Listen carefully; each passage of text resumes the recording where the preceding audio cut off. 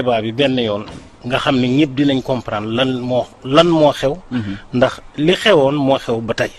waaw kooku bu ma jëlee le pacte colonial.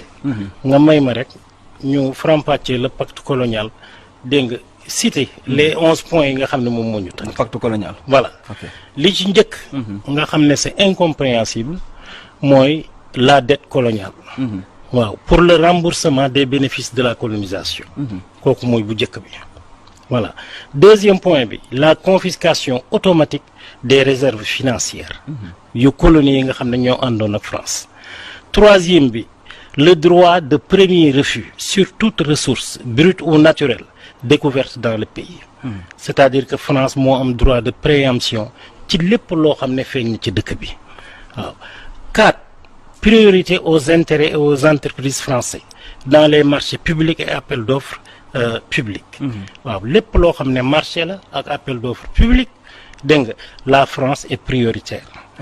Cinquième point bi le droit exclusif de fournir des équipements militaires et de former les officiers militaires dans les colonies. France moom rek moo am priorité jox ñu arme jaay ñu arme te former itam suñuy officiers. kooku dinañ ci dugg xam naa ci kanam noonu la ñu former des centaines de traîtres yoo xam ne ñu ngi toog saa yu ñu soxlaa dégg nga activer leen pour ñu jóg liggéeyal leen. Sixième point bi. le droit pour la France de déployer des troupes et d'intervenir militairement dans le pays pour défendre ses intérêts. France am na loolu. mooy sixième point bi. 7. l'obligation de faire du français la langue officielle du pays et la langue pour l'éducation mooy langue officielle mooy langue itam bi nga xam ne ci la ñuy éduquer ci la ñuy jàngale.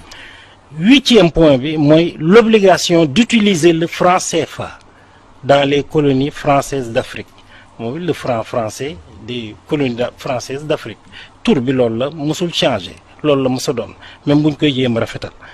9e point bi l'obligation d'envoyer en France un bilan annuel et un rapport d'état des réserves chaque année suñu alal war nañoo def bilan mel ni société buy def état financier am defar yëpp jébbal ko France te kooku képp ko ko deful doo am crédit dégg nga yenn ndimbal yi doo ko am yenn accès yi sax ci say fonds yi nga fa déposé doo ko am.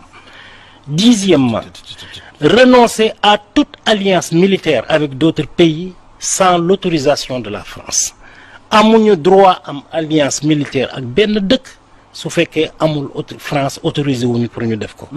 11e bi l'obligation de s'allier avec la France en cas de guerre dégg nga ou de crise mondiale waaw tey guerre mondiale bu amoon dégg nga France la ñuy allier France buñ ko attaqué woon tey ñun moom la ñuy allier et cetera waaw lii.